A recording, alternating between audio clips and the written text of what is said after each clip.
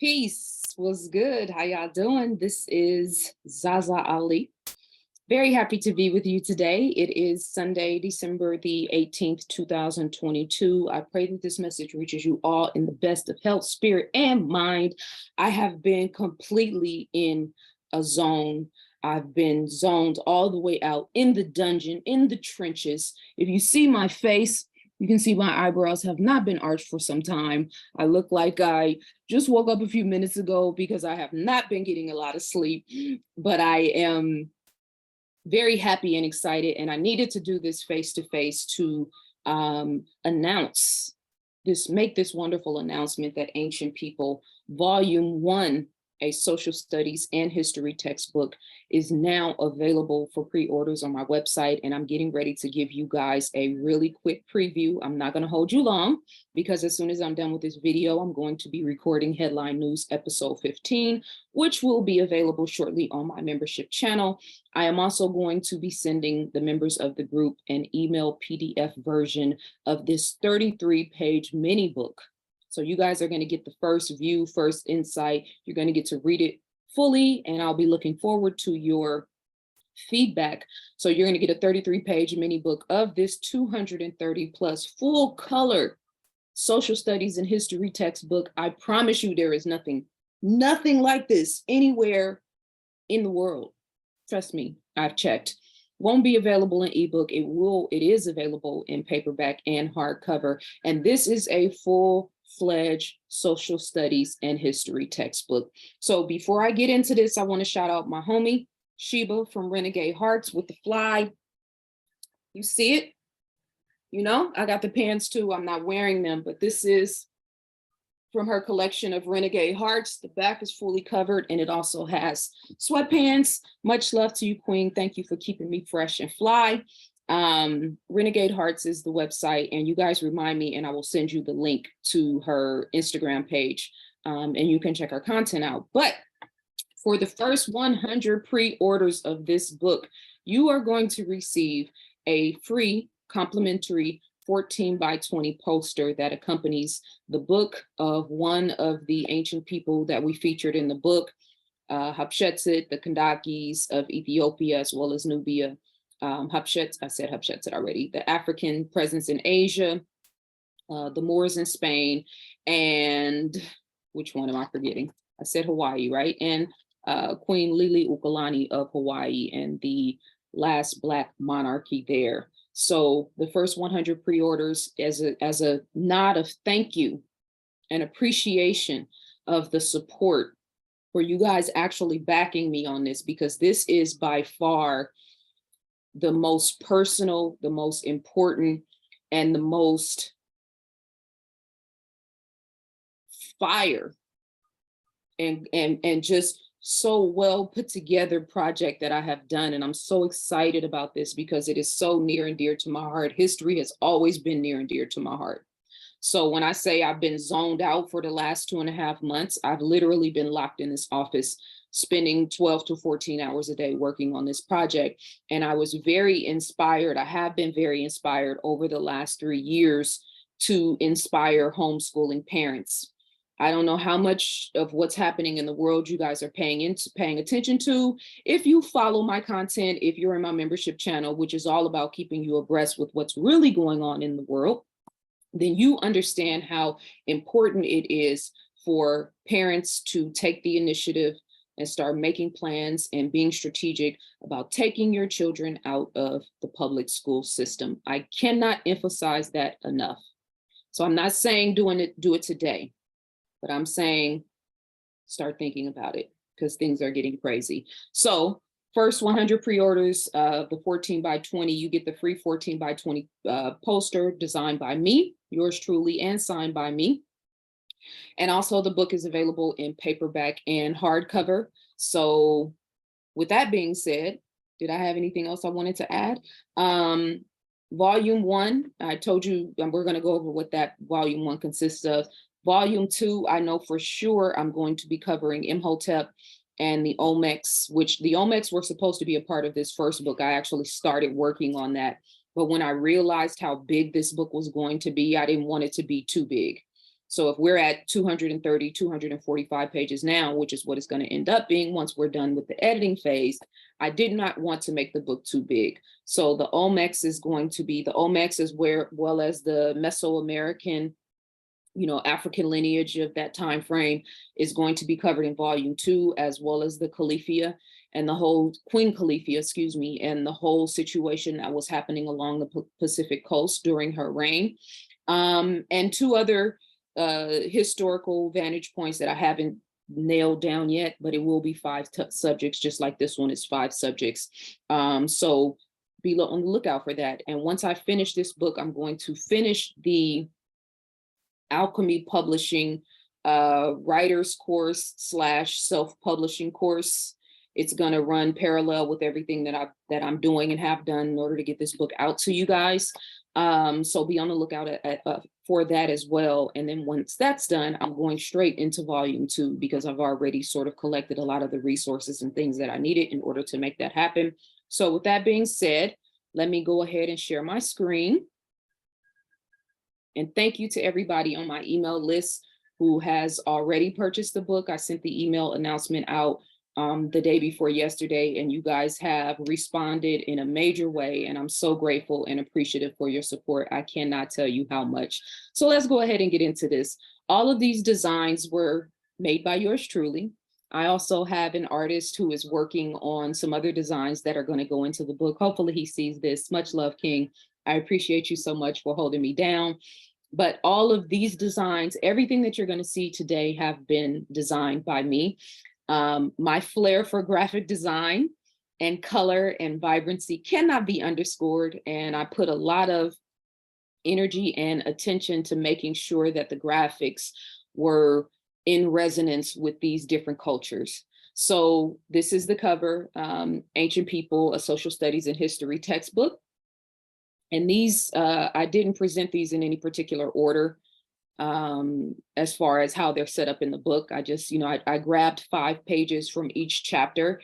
The first chapter that we're going to talk about is the Moors in Spain, which is, to be honest, probably my favorite part of history, specifically because of the architecture and how they beautified Europe and, civilized too, but beautified in terms of their love for poetry, their love for, nature, just the love and the sort of sensual aspects of the culture. But then also they were warriors, they were scientists and engineers. They just, were so extravagant in terms of the representation. You can see the brothers on the left, his royal garb with the leather red kicks, right?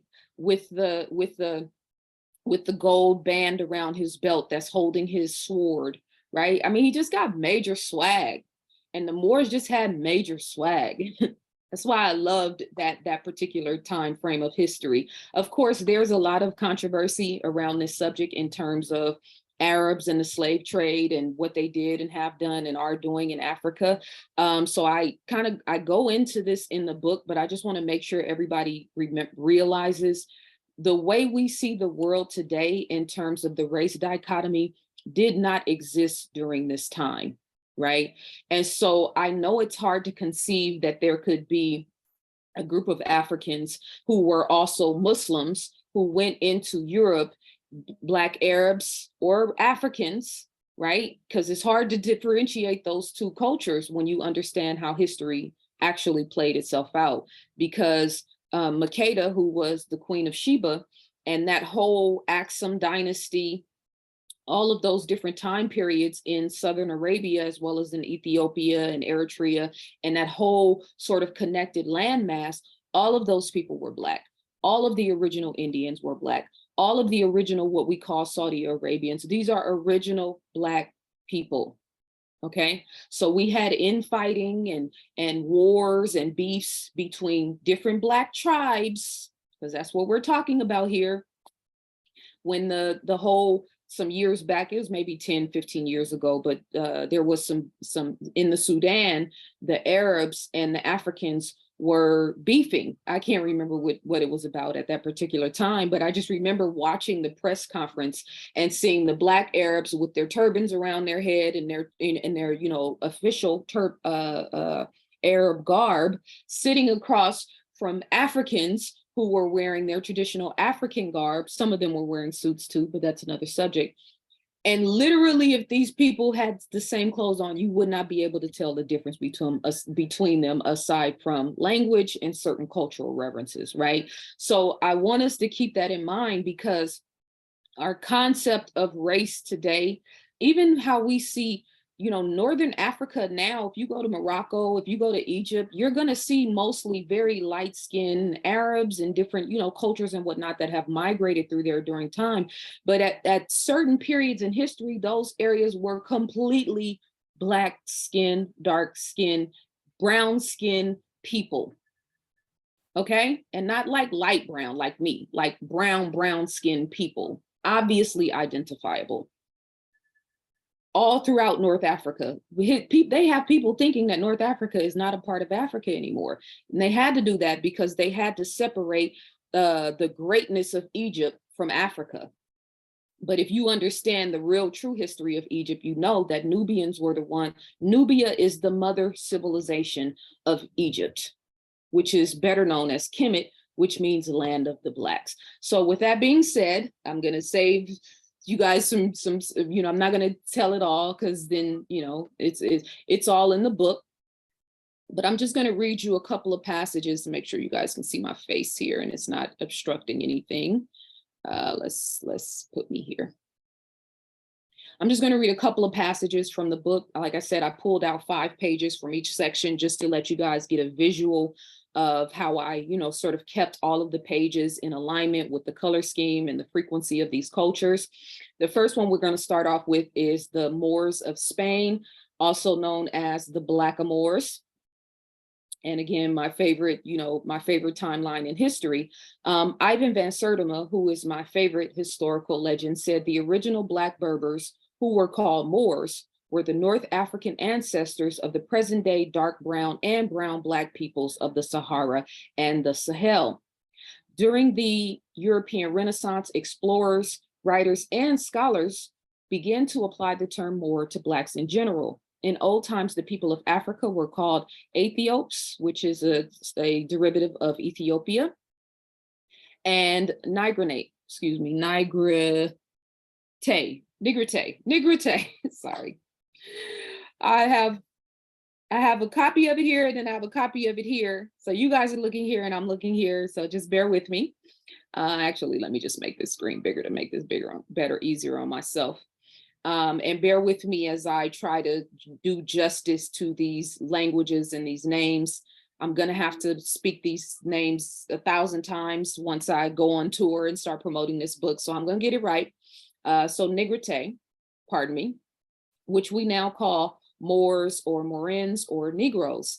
In the Romance languages of Spanish, French, and Italian of medieval Europe, Moor was translated as Moro, Moor, or Moor. In Spanish, the word for Blackberry is mora, a noun which originally meant Moorish women. In French, maricade, also dark skin or blackamoor, which Morillan means black grape. Also in Italian, mora means negro or Moorish female. Also in Italian, mora means blackberry, while morolia, I think I'm saying that right, means olive black.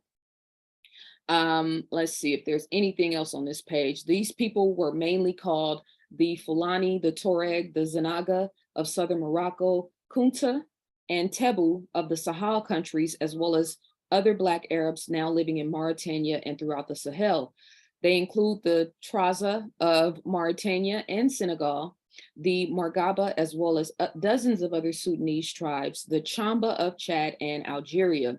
Dana Reynolds, the anthropologist, also points out that the Africans involved in the Moorish occupation of Liberia did not just build remarkable things in Europe, but also in their native lands. They founded and constructed many industrious and prosperous towns all over north of Africa, and as far south as Timbuktu. The ruins of their many castles can be seen as much as in northern Africa as in Andalusia. And you can see that there are certain words that are underlined. This is part of the vocabulary section. So each section of the book, as well as each section of each chapter, has vocabulary where the students will go and look up. Parents should have a dictionary in hand or close, and your children can go and look up these words, and there will be a separate section for vocabulary as well as for spelling, because this is true to form a real true textbook. And let me go to my next page. Okay. So the Umayyad dynasty, there were 3 distinct dynasties in the Moors of Spain. I'm not going to read all of this, you guys, because I don't want to, I'm not going to read all of it. I'm just giving you guys some insight into what the book will entail. So the Umayyad dynasty ruled from 715 to 750 before in the Common Era. And I also, in the beginning of the book, have a graph that shows the students and all of us how to understand these timelines before the Common Era, right? And then that middle point in history, which they ascribe to the birth of Jesus, and then after the Common Era and how that timeline actually flows. And then the difference between the Gregorian calendar and the original Ethiopian calendar, or depending on which calendar you actually use, but the Gregorian calendar is a European later calendar that was based on the birth of Jesus, which is a misnomer because nobody really knows if what we identify as Jesus actually ever lived. There have been many Jesuses, but I digress. Don't write me with religious arguments because I'm not doing that. This is a book about history. So, and a lot of times people get those 2 things confused. The Bible is not a history book.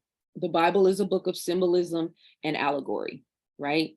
Are there certain parts of history that are sort of detailed in the book that reflect things that actually happened? Yes, but let me get back to my point. So the Umayyad dynasty ruled from 715 to 750 in the Common Era. They had a little break because things got shit got slick, or things went a little bit sideways. And then of course, Africa had to come back in and send in reinforcements, as they always did, in order to get them back in alignment and back on track. And then they ruled from 756 to 1031 of the Common Era. Then it was the Almoravid dynasty that ruled from 1056 to 1147 of the Common Era. And then the Almohad dynasty, who ruled from dynasty that ruled from 1150 to 1230 of the Common Era. So if you're familiar with the story of the Rock of Gibraltar, then you know that in April 30th or on April 30th of 711 of the Common Era, Tariq, who is a Blackamoor, Tariq ibn Ziyad or Zaid. Let me make my screen bigger here so I can read instead of just going off the top of my head, okay? All right, so, and this is on the second page of this. I'm not gonna go into all of the detail because again, I just wanna make this quick, but on April 30th, 711 of the Common Era, Tariq crossed the Straits of Hercules with his 7,000 men, of which 6,700 were native Moorish Africans and 300 were Arabs. After landing on the Spanish coast, Tariq seized a great cliff and a portion of land around it. Deeming it strategically important, he directed the building of a fortress on the site. Tradition holds that his men named the fortress after him out of admiration and respect. The name Gabal Tariq, or General Tariq, was later changed to Gibraltar, and its fortress known as the Rock of Gibraltar. Tariq, leaving his fortress, ventured on to capture Algeciras and Cortea. Along his way through the countryside, he found many Spanish natives eager to join him against the ruling Visigoths. And we also talk about the Visigoths on page 1 of this, actually. I'm not going to read all of that, but these were Germanic tribes who were sort of rumbling through the hills, through the European, I don't want to say coastline because that's not the word, through Europe, and basically treacherous and savage and barbaric, And so this is who Tariq encountered and who they were concerned about encountering when they went up into Spain. So we go into all of the full detail of all of that. You can see the image of the actual Rock of Gibraltar right there on the bottom right-hand side of the book. And another thing that we emphasize, I reloaded the same page. Let's go back. Okay.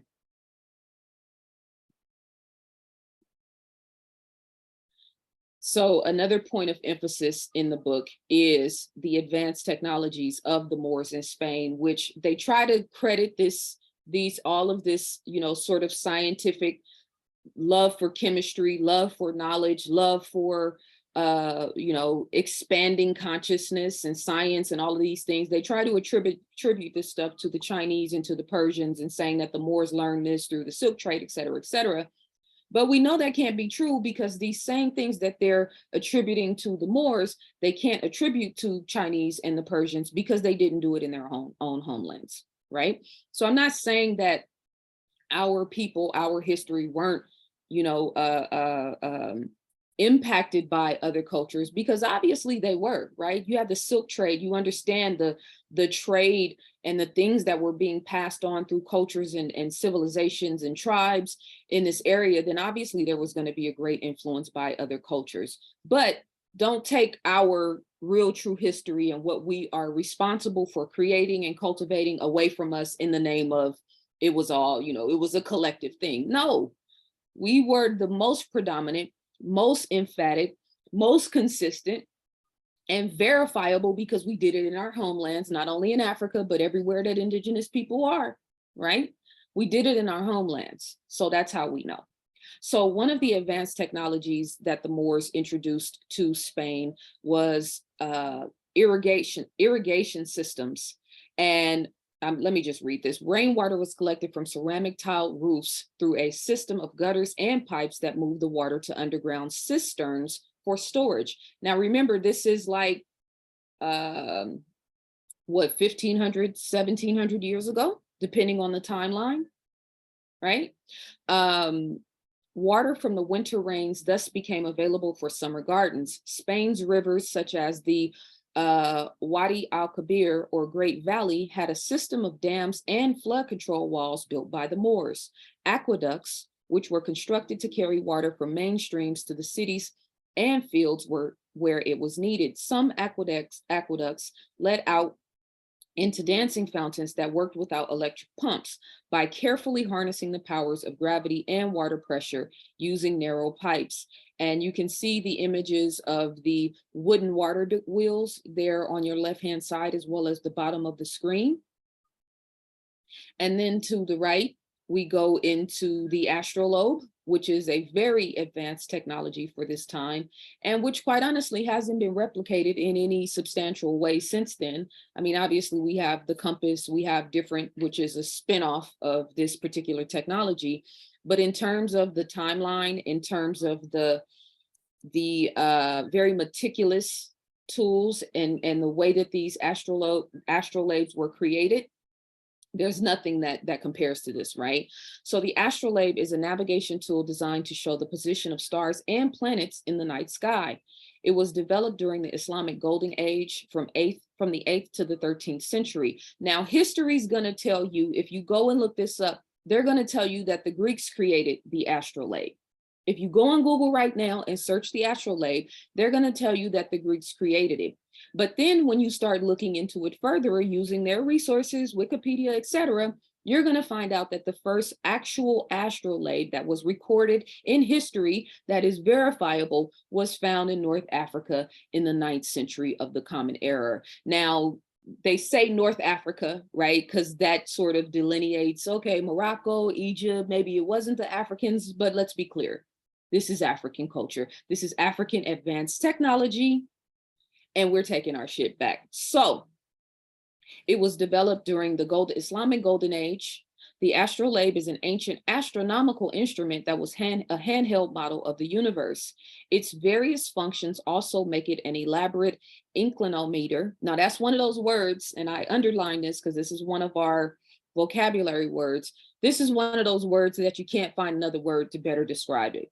So what I've done in the book is, even as I'm referencing maybe other scholars or historians, I'm also using much more digestible language, because I understand young people are going to be reading this. So I want it to be digestible for them. But there's some words like this word, inclinometer, that there aren't any other simpler words to, you know what I'm saying, to use to identify it. So this is why it's going to be important to have those dictionaries. But I also want to make sure we can't be scared to challenge our children. We can't be afraid that they can't handle it. You know what I mean? This is how we create scientists and, you know, people who are looking to find truth, to be inquisitive about information, inquisitive about history, inquisitive about knowledge, right? This is how we need to be inspiring our young people. So and an analog calculation device capable of working out several kinds of problems in astronomy. In its simplest form, it is a metal disc with a pattern of wires, cutouts, and perforations that allows a user to calculate astronomical positions precisely. This astrolabe is valued at $600,000 plus in today's financial market. It bears the mark of Muhammad ibn al-Safar, a well-known figure in the world of astronomy. And so you can see the other images on the right-hand side of your screen, as well as the depiction at the bottom of how the astrolabe actually works, how you hold it, how you place the different utilities that are on the astrolabe in order to calculate the horizon versus direction, and as well as other things. But I'm going to speed past that because I'm already at 26 minutes and I barely got into this. All right, so the next culture that we are emphasizing is Queen Liliuokalani and Hawaii's last monarch. You can see some of the members of her family or the royal monarchies, as well as an image of ancient Polynesians, the beautiful landscape of Hawaii, and then the Polynesians in the boat, sort of signifying that they were the first global navigators. And when you understand that these, you know, these histories and these cultures are all connected, then we don't have to spend a lot of time debating whether it was Africa or whether it was the Olmecs or whether it was the Polynesians. Like, all of these indigenous original people, Black people, brown people of the world are either a part of the 12 tribes or either a part of the one tribe that is the parent of the 12 tribes, so to speak. And I'm only using 12 tribe language because it's a focal point, and it's also something that came up when I was studying the ancient Polynesians, and I'm going to read a short clip of that real quick. We go into the history and all of the works and the lifespan of Queen Liliuokalani in depth in the book. This was Kamahama the Great, who was the originator of, you know, the Hawaiian monarchies, so to speak.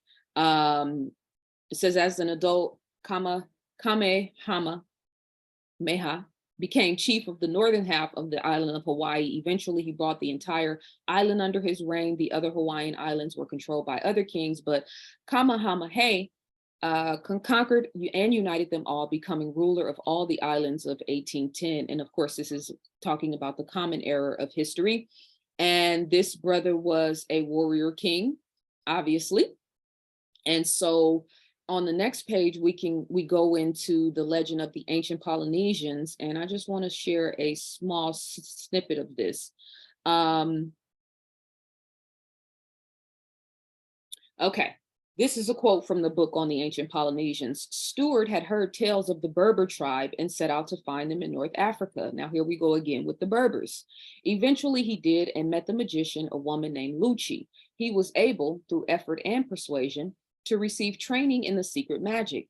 The training began her explanations of the legendary tribal history, in which it was related that 12 tribes of the people having kahunas once lived in the Sahara Desert when it was still a green and fertile land of flowing rivers. The rivers dried up and the tribes moved into the valley of the Nile. And so just going back to that concept of, we can't conceive what it was like in a lot of these places. Like, a lot of the northern part of Africa now has become desert, but there's plenty of archaeological and historical evidence to show, like the book references, that there was a time when those areas were not desert and that they were very lush and green fertile lands.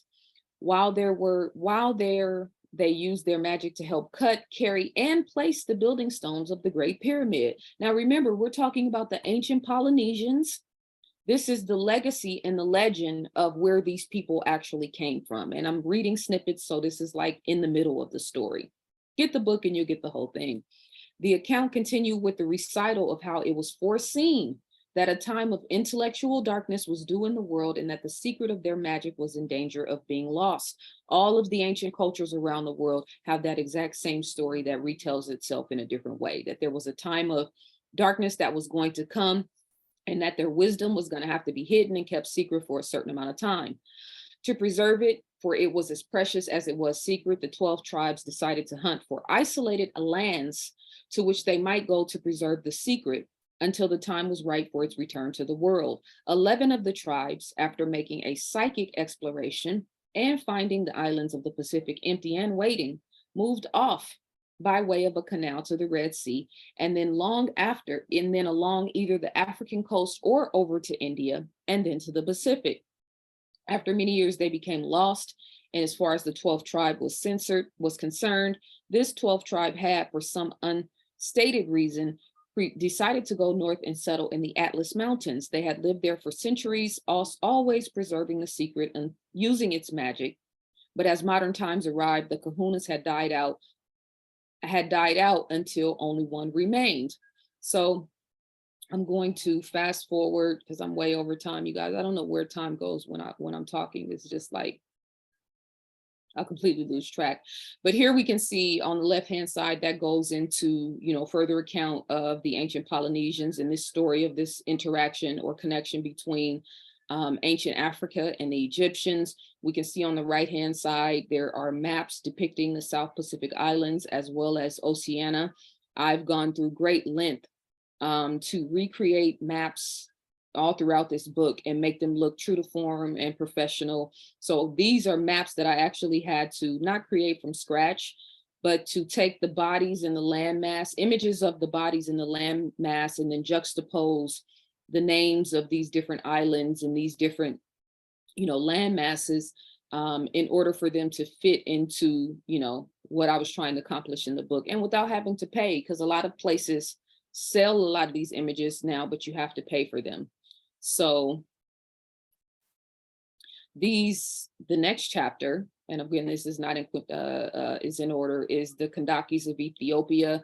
So not only are we emphasizing Makeda, the Queen of Sheba, as well as Amenishiketo, as well as Amenorhanes, and multiple other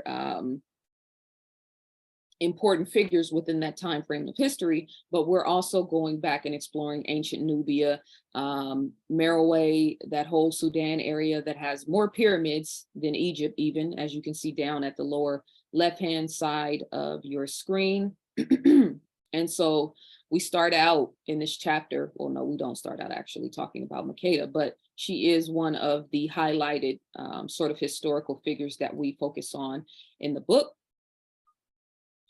I'm not going to read too much more, you guys. I'm already past my timeline. I had no intention of doing, this was supposed to be a 20-minute video.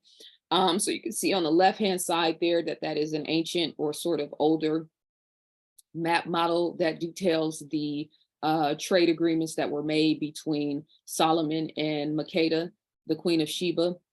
We also have a map down on the left that emphasizes her rulership. The pink areas focus on the places that we know that she was ruling during that time, and then the black areas represent areas that she could have potentially been ruling based on some historical data.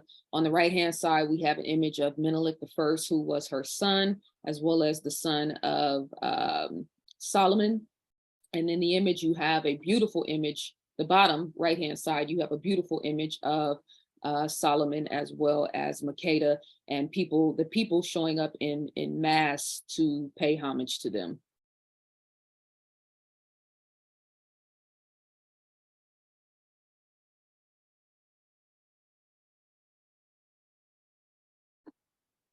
So on your left-hand side, you can see that I'm working with two screens here. That's why it's taking a little longer for these pages to load.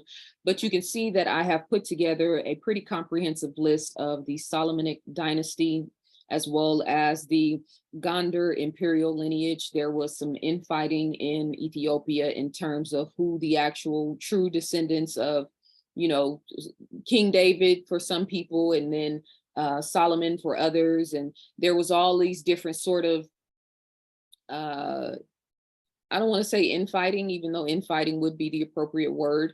But after Makeda and after her connection with King Solomon and then Menelik, there was a great period of fluctuation and instability within the monarchies of Ethiopia. And that lasted for several hundred years. And I personally believe, I think the original frequency of Makeda and her intentions were not able to be maintained by the, you know, the lineage that sort of came after her. Menelik II, as well as Haile Selassie. You can see Haile Selassie there on the left-hand side, and then Menelik II is on the right-hand side, who came later during history, but those are probably the most prominent sort of Ethiopian kings that, in my opinion, were able to maintain the intention and the frequency of Makeda, the Queen of Sheba. And so we go into this, you know, I give all the dates and the references in terms of these different kings who ruled. Some of them ruled for less than a year, which sort of underscores the fluctuation of power and the instability of the government. And that's another thing in this book, I'm not romanticizing anything. If there's things that need to be talked about that maybe were not, you know, morally or culturally or historically acceptable in those times or today, then yeah, we're going to talk about it, right? But in a respectful and intelligent way, so that I'm not telling the reader what to think. I'm giving the reader broader perspective, the historical data, my perspective on certain things, and then we can allow, everybody can sort of decide, you know, what aspect of history is appropriate for them, and then the other parts that we feel like, okay, we need to clean this up. This doesn't need to happen again. On the right-hand side, you can see the image of Makeda on the top right, depiction of her on horseback. And then there was a gentleman named, or a king named Lalibela. And you can see on the right-hand side, these famous Ethiopian churches, this one in particular that was built in the ground, and then the beautiful arches and the inscriptions that are found within those churches. We usually only see, you know, the great castles of Europe, obviously the Moors in Spain, but they still try to take that from us as well. But there's plenty historical data and evidence that Africa has been making great monuments for a very long time. And this particular king, Lalibela, is very well known. He created 11 of these rock-hewn churches, or churches made out of rock, right? And so this is also in alignment with what Hatshepsut did, as well as many other great, you know, using the natural elements, which we praise people for today. We praise, you know, modern architects from being able to take the natural elements and build a property out of, let's say, a mountainside. But Africans have been doing this for a very long time now. And of course, Menelik II, who is most famous for the Battle of Adwa. I don't go all the way into that in this book because it's just not enough space, but I did want to make sure that I mention it because he is a very prominent figure in terms of the 3,000 year, and it's not really 3,000 years, but we'll go with 3,000 years. We can see that there were a lot of gaps in terms of governance in Ethiopia and chaos and strife. So it's not exactly 3 times, but it does over the course of a 3,000 year period remain consistent. Africans in Asia. And I titled this subject Africans in Asia because this is a common consensus in terms of African scholars and historians that Africans migrated up into Asia and, you know, had a profound effect from there. I don't necessarily share that vantage point. I think it is possible. And then I also think that the indigenous native people who we talk about in the book, including the Ainu people and several other lineages that were not from Africa, that were indigenous and native to those lands. And so, well, some people will say, well, that's impossible because of A, B, C, and D, but that's the exact same argument with the native people and the indigenous people of the Americas. Those people do not recount their history as tying or connecting back to Africa. You see, I have my frequency music on in the background and they're in the way. playing playing let me start this over. Playing commercials in the background. So let me just go ahead and get that right. But I don't think it really matters. I don't want to, kick up too much dust in terms of trying to prove where they were before or after. History is going to reveal itself in just, the best way. So I'm okay with both of those perspectives. I just try to trace the information in the history and bring it into context in terms of what's happening, where we are today. So this is a timeline that I created of the original sort of what we know as samurai. And that first samurai, who was Sukanayu, let me get his full name here so I can say it. Sukanayu, where is he? Where are you at, Sukanayu?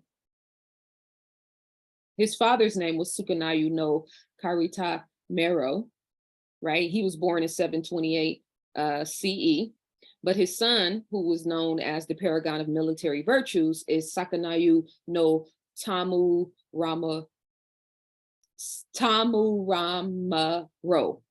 Okay, I'm going to get that right. I promise you, I will not be badgering these names as I go out into the world and present this information. Just give me a little time to get it under cap. But so his father was the first distinguished, they called him and his father and the men who fought alongside him, the men of the East, right? And these were the first known sort of warriors in Japan. And all of what's known about the samurai came as a result of the men of the East, but most importantly, the paragon of military virtues, who is also known as Sakanayu no Tamuramaro. Tamuramaro. Yes, that's it. And so all of what ended up happening and coming to be in terms of what we know as the samurai was sort of created in this particular man's image and likeness. But of course, Japan is not going to give him evidence, but we don't need Japan to give, or not evidence, but credit. But we no longer need for Japan to give him credit because, again, we're taking all of our shit back. And so I use real historical references, not just African. I went back through Japanese history, right, and tried to trace the lineage of the samurai. And so they mention Tamuramaro in passing, Sakanayu no Tamuramaro. They mention him in passing, and then they skip like 400 years of history and then start talking about the real samurai. But how is it possible that you wouldn't give him credit for being the first samurai when him and his father were known as the first original shoguns? The shogun was like the preceding sort of concept of the samurai. So anyway, on the right-hand side, because I also wanted to go back beyond just the samurai, right? The Shang Dynasty is China's first known dynasty. They're predated from 1766 to 1027 before the Common Era. So this is around the same timeline that Hatshepsut is ruling in Kemet.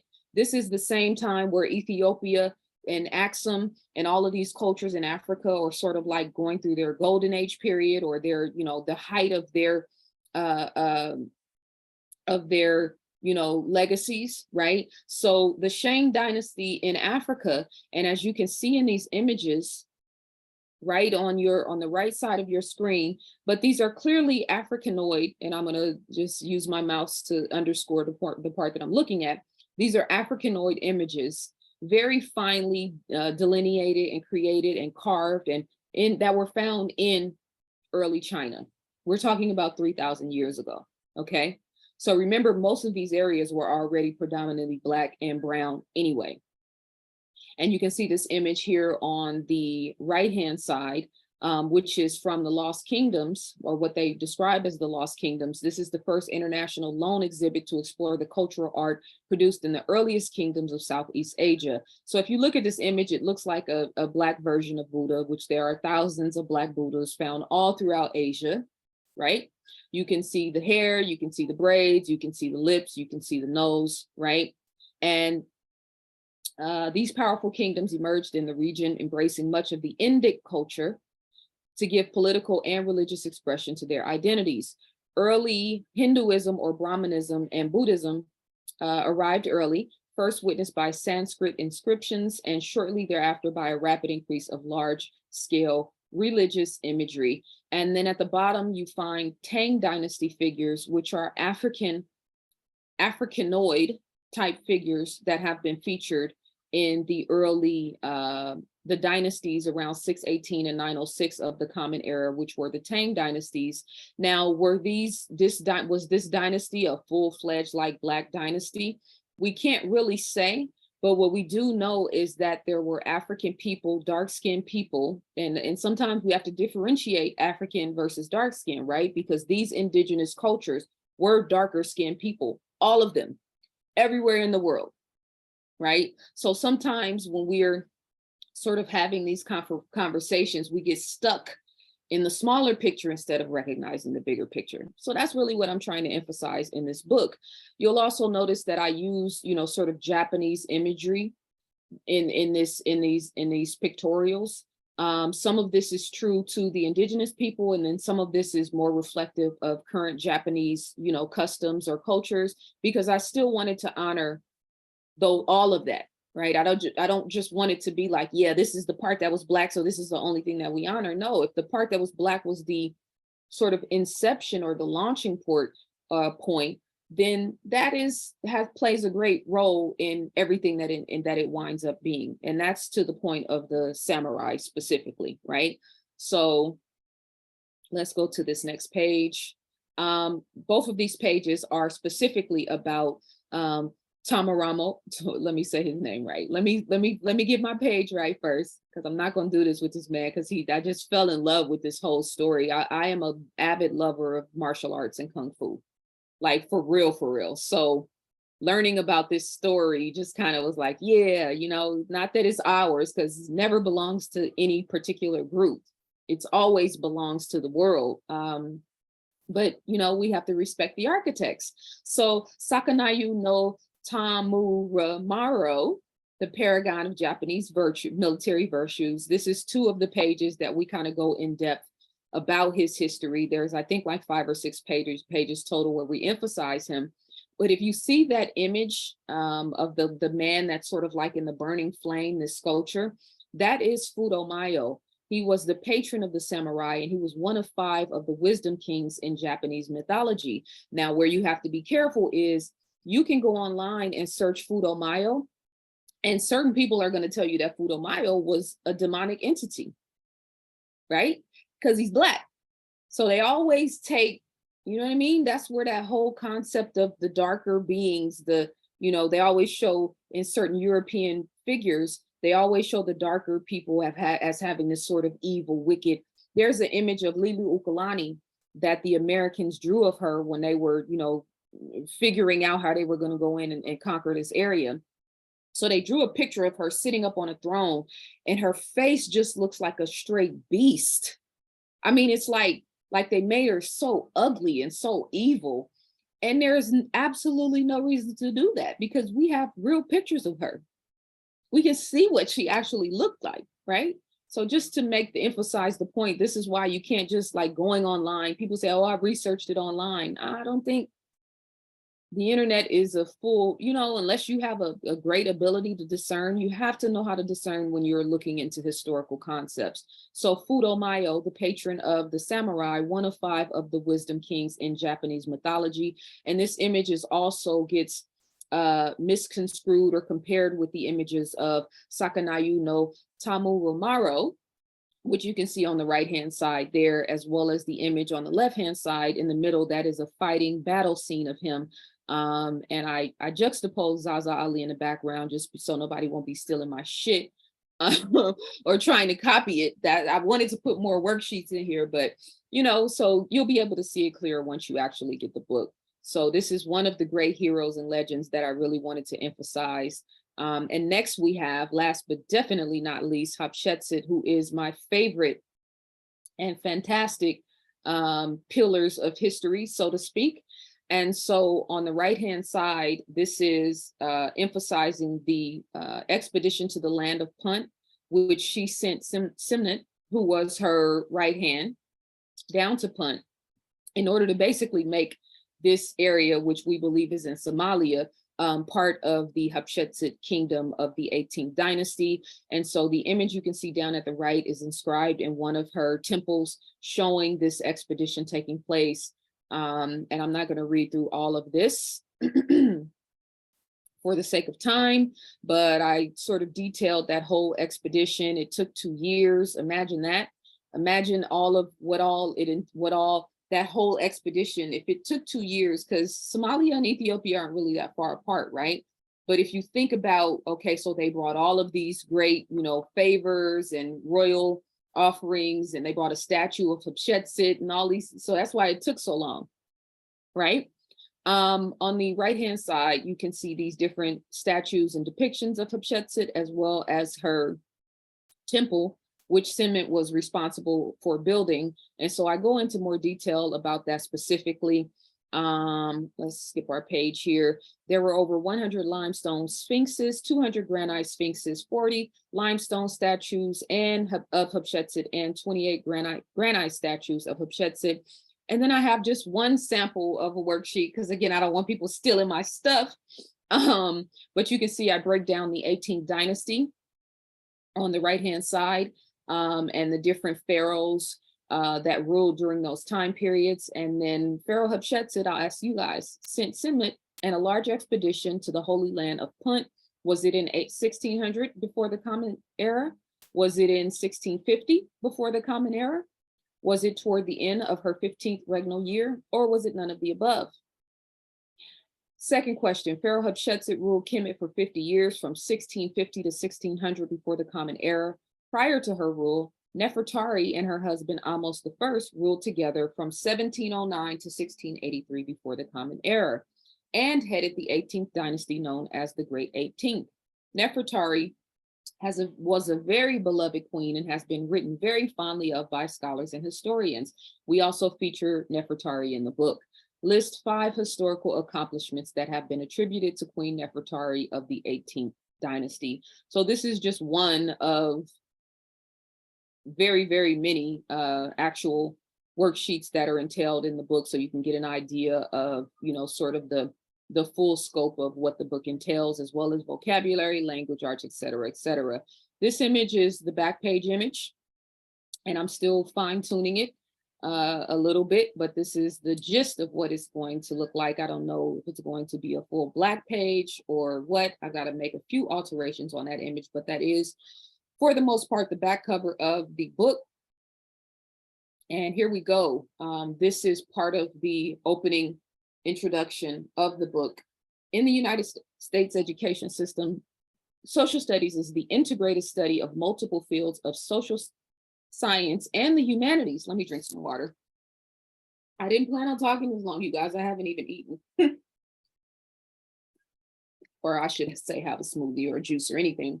In the United States education system, social studies is the integrated study of multiple fields of social science and the humanities, including history, geography, and political science. This book entails vocabulary, definitions, spelling, critical thinking, Q&A, section reviews, worksheets, multiple choice Q&A, coloring pages, geography, religion, culture, government, monarchies, and chapter exams. Like I said, there is nothing on the books, on the market, anywhere in the world that is emphasizing ancient Black cultures, African cultures, indigenous cultures, native cultures, etc. That is actually a full-fledged textbook that covers a variety of historical timelines. The paperback version of this book is $50. The hardcover version of this book is $70. It will not be available on ebook. It's 230-ish pages-ish, because I told you guys I still have to do the final formatting and editing. Full color social studies and history textbook, language arts, vocabulary, emphasis on critical thinking, history timeline. I break that down in terms of before the Common Era and the Common Era, and then reading age range of 13 and up, 11 and up if you have a mature learner, okay? And that is, let me stop sharing my screen and come back to little old me. That's the gist of the book, you guys. And I'm very excited and happy. I have pages of notes that I was gonna like talk about in terms of each particular culture, but I think I've said enough. So The book is available right now on pre-order. I am so grateful for your support. Anybody that does book publishing, self-publishing, understands that that initial launch is critical in terms of the number of book orders, in terms of the numbers of books that I actually order, in terms of the price point. So this launch part is very important for me. So I thank you guys. This is what I feel like our culture needs. This is what I feel like our children need. This is what parents who are thinking about taking their children out of these schools or who are homeschooling. I did this with the intention of covering all of those bases, as well as giving my love for history, my love for our culture, my love for Black people, my love for truth, my love for God, my love for love, and all of those things is all wrapped up into this beautiful, colorful, expansive, knowledge detailed work of art that I have put together to give to you guys and to give to the world. ZaZaAli.com is my website. I'm going to put the link in the description so you guys can get to my store, and there's also more information about the book. If you want to just go there and sort of get more information, you can do that. Thank you so much for your love and support, and I will see you guys very, very soon. Peace and love.